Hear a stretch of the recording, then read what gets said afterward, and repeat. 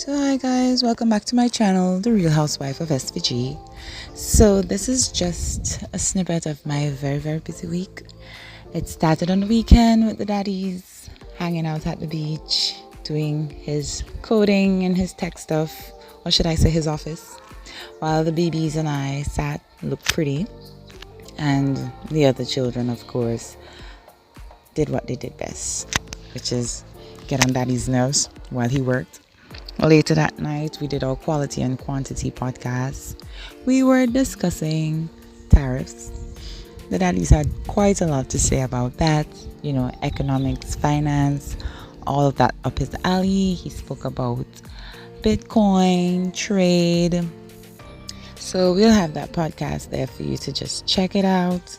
And I was just giving whatever little information I know about the economy, basically promoting wellness and encouraging people to use their finances wisely and start a business, whatever that business is. I know we all have a skill and we just have to believe in ourselves. So speaking of skill, next morning I started getting ready because I had a class to teach. So I began putting on my makeup, and of course the daddies came to support me. Not really, he was just sitting around doing his usual target practicing, and he just decided to come and chop it up while I applied my makeup. Now, I can do a tutorial about putting on my makeup, but I've done so many tutorials about makeup. I don't know if people want to know how to put on makeup. There are lots of tutorials out there. But the daddies and I sat, we spoke about life, lots of things. He was just trying to make sure that I was in a good space mentally, preparing for class. The children were already organized and I had already set lunch ready, breakfast, everything. So just checking in to see if I needed anything, but I didn't need anything. So he just kept me company while I applied my makeup. Obviously, he's gonna talk my head off, and I love that. I really love having conversations with the daddies. This is really and truly the best part of everything of my day, just spending time with him and hearing his perspectives on life and just, being fully engaged in whatever he has to say. But after all of my prettying and after teaching class, I had to pretty up the daddies. So this is just me doing my regular, grooming session. Again, he's there talking my head off, but this time he had a lot to say earlier, so we just sat and we listened a podcast while I did my do. I don't really know if this machine is cutting it these days. I think the battery is giving some issues. If you notice, it's already giving me problems with this battery storage. I will invest in a better machine when the time comes. I know when we were in Barbados, I used to do this, trim his hair. As students in Barbados and UE, he said he didn't want to go to any Bajan barbers. Now I'm the permanent barber. So next morning I got up and I started clearing the area that I will be using for my garden. So those of you who've been following me for a very long time, you'd remember that I had a garden. But after my pregnancy, the garden failed. So I am just here trying to work out how I'm going to restart my garden. So I had a shower after my gardening, and then I decided to give the boy his haircut.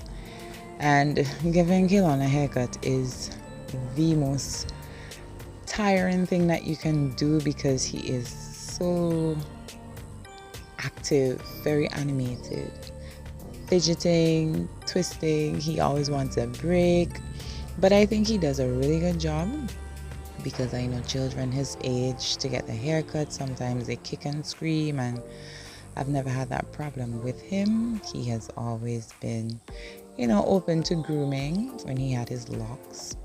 So the story about that locks.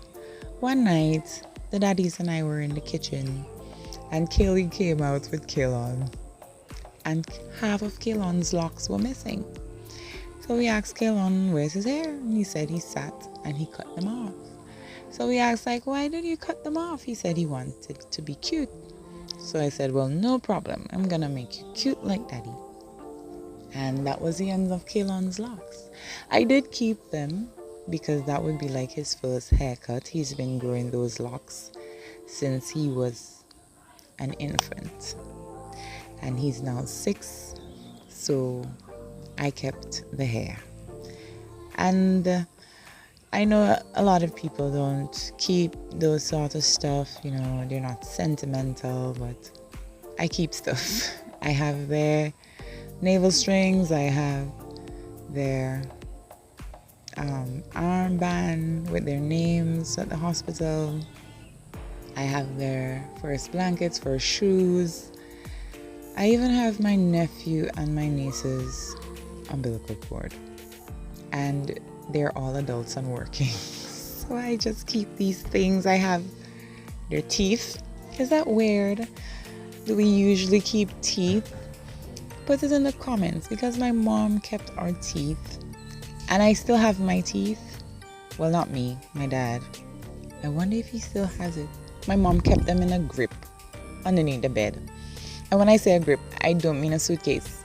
I mean a hard plastic briefcase with what you call those, the combination locks. Yes, my mother had one of those, a burgundy one that she would stash under her bed and keep all of her stuff, all of my report cards, you name it. My mom kept everything. And I'm not the best at keeping stuff like my mom, but I think I do a fairly good job. So this was Kaylon's final haircut. I went lower than before because I don't want to have to do this every 2 weeks. He's not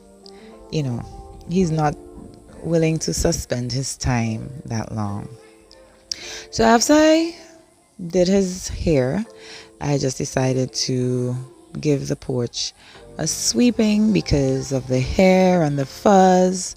So I'm cleaning, and the daddies came from downstairs, probably went to throw something for the dog, and I'm there cleaning the porch. And I actually enjoy times like this where all I have to do is just be in my head. I'll probably listen a podcast or an audiobook, or probably listen to some scriptures or a sermon. I really like online sermons. I don't attend a physical church, and that's by choice.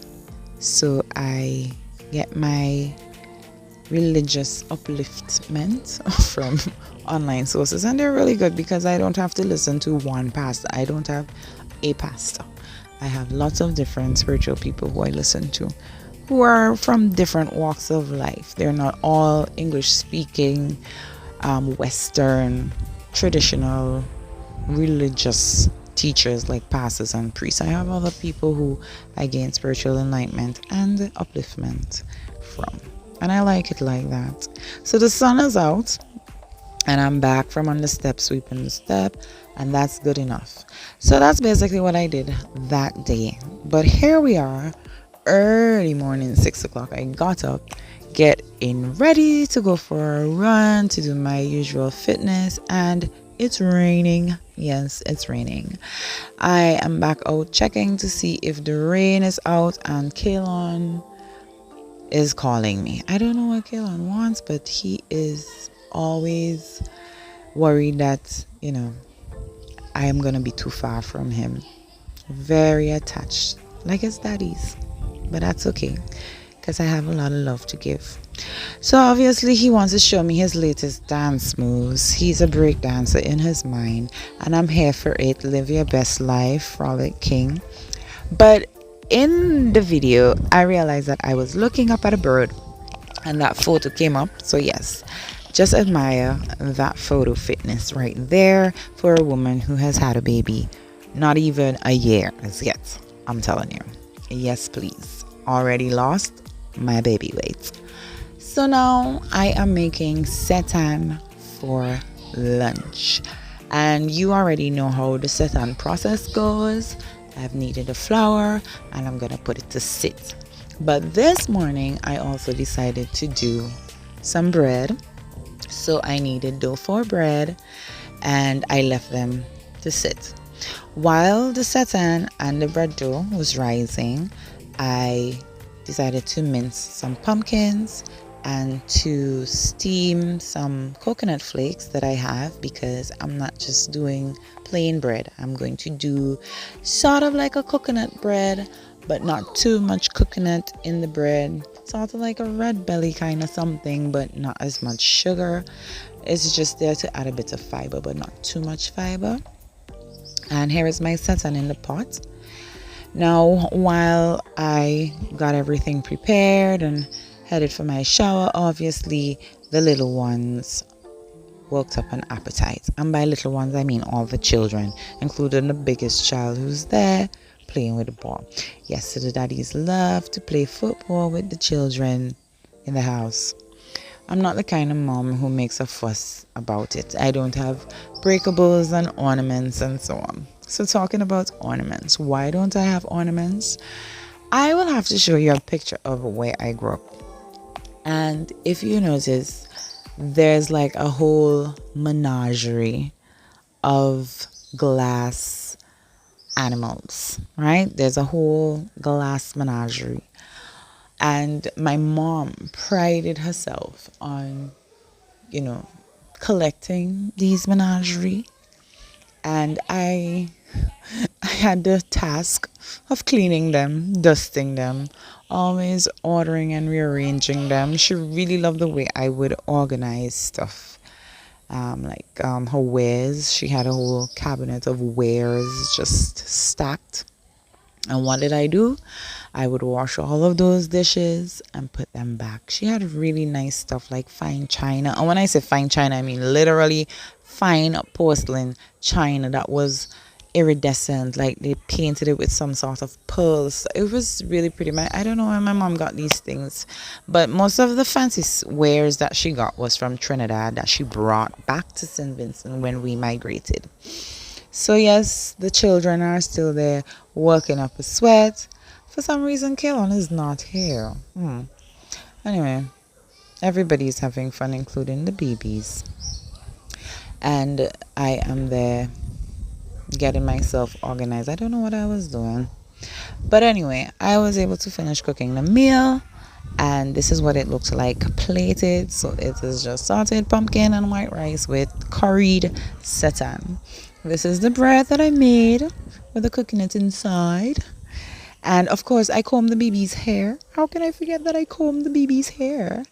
And that's her there with her cute little face and her pretty little cornrows. I think she likes it. She's gonna be a year soon, but she's so pretty. I love her. So that's my life, guys. Thanks for watching, and comment, like, and subscribe.